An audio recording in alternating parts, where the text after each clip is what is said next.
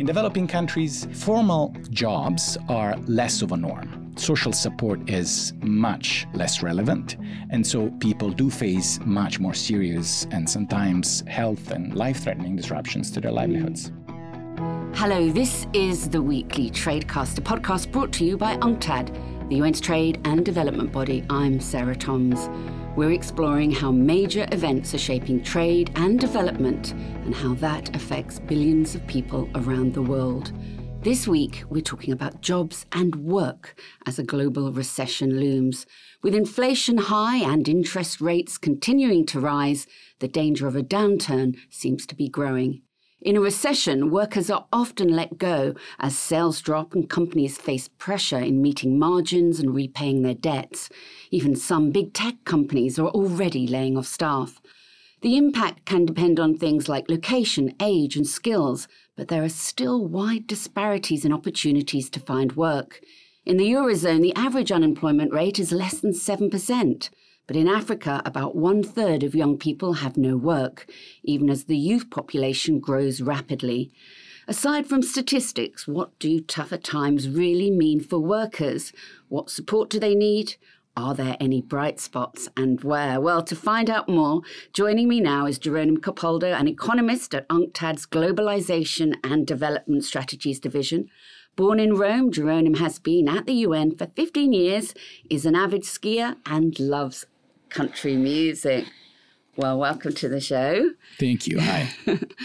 So every day we're seeing headlines full of doom and gloom about the economy. Now, are things really as bad as they look for businesses and particularly for workers? Well, surely this has been, as they call it, the most forecast recession ever. And ironically, it has not happened yet. Yeah. And the reasons for which it was forecast to happen were mainly two. There were those that believed that inflation was going to wreak havoc in the economy and that was going to create serious troubles for companies and they were going to start firing people. And that hasn't happened. And there were those that believed that a new wave of austerity was going to hit the world and it was going to wreak havoc in aggregate demand and in companies, businesses as well. That hasn't happened yet either. Now, all these things might still happen, but the most recent data are actually encouraging. The most recent data on both developed and developing countries, when it comes to manufacturing production, which is the core of the real economy, are looking not bad. In the United States, things seem to be stabilizing. The same thing is happening in most of Europe. China, as an effect of its lifting of the COVID measures, has had its best month. And Germany has overcome its cost crisis because of the energy prices going down again, but it's still facing serious challenges and its orders for its export sectors have been going down. So we have to see how that develops. It's unclear right now. So some bright spots, perhaps, but there are lots of yets. So what are we expecting to see? What kind of impact can we see later this year? Well, the two big questions relate to policy responses. Now, we've seen these increases in interest rates, and these are problematic because increases in interest rates, the purpose of those increases is to slow down the economy, making investments more expensive, and so that people will buy less goods and services, and that it's supposed to cool off, let the economy cool off. But in developed countries, that might generate their own problems because we don't need necessarily to slow down the pace of employment. But there are a lot of people that were working before that have exited the labor market because they couldn't find the opportunities that they needed. And so that situation is hiding part of the unemployment potential. In developing countries, these interest rates increases are very detrimental because they force these countries to raise their own interest rates and they force them to renegotiate or to roll over their debts at much higher, in some cases, astronomically higher interest rates. This threatens their finances very much, and it is a Damocles sword that is about to fall or may fall at any time on their financial stability. We don't know when that situation can happen because financial dynamics are so abrupt sometimes. So we might look at a debt crisis anytime soon. It might not happen this year. It might be put off, but that is something that we're running the very real risk to encounter, and we need appropriate responses. There is another question which has to do with whether fiscal policymakers believe that there is enough employment, and so they're going to feel like they can cut some of the spending that has in fact sustained the economy over the past 2-3 years. Now, the geopolitical situation complicating with the war in the Ukraine and all the responses and that uncertainty has contributed to pushing governments to making some extra spending because of the military, for sure, but also because of the need to respond to the energy crisis, making investments in renewables. And so that has helped the economy tremendously, and it prospectively looks like it may do much more. But if the response to inflation is a panic and it is taken in the direction of cutting all this spending because of the fear that it may push the economy too hard, that might backfire. Now, take me through the differences, particularly between developed countries and developing countries when it comes to unemployment.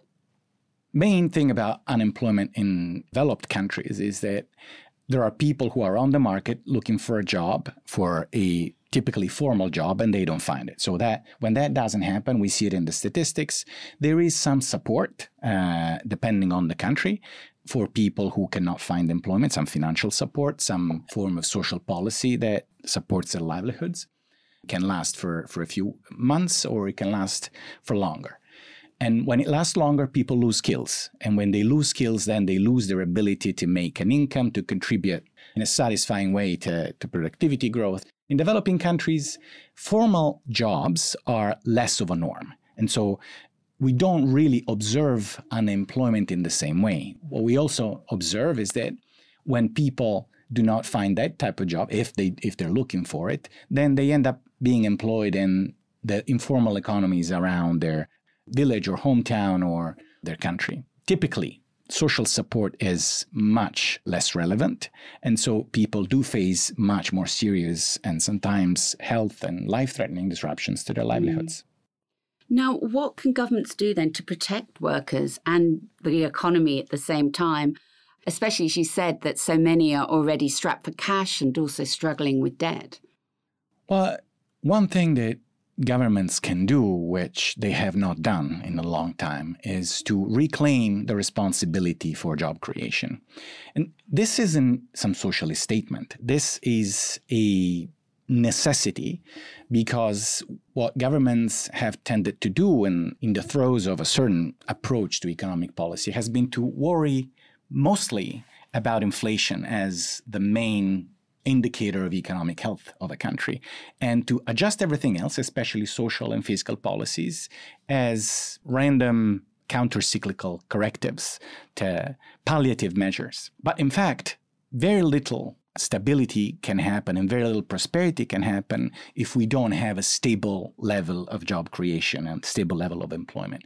Imagine, for example, measures that have been much discussed like basic income. Now, basic income is something that we might agree with, we might not agree with, but one thing is sure, it doesn't work unless it reaches a proper level of support, and that unless the government can sustain it. And the government can only sustain it if it has enough revenue, and it only has enough revenue if there is enough employment. And so certainly governments need to be walking back from this position where they leave job creation exclusively to the private sector, the responsibility for it, and take it back. So what can private companies actually do, though?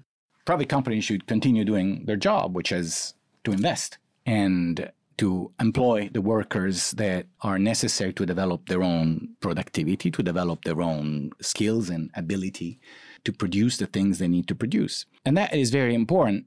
One thing that private companies should do less and less, because that ends up backfiring big time, is to, in fact, focus their activity much more on the financial side of the economy than on the real side of the economy. Now, of course, there are financial businesses whose activity is to buy and sell financial assets, and that's a different story.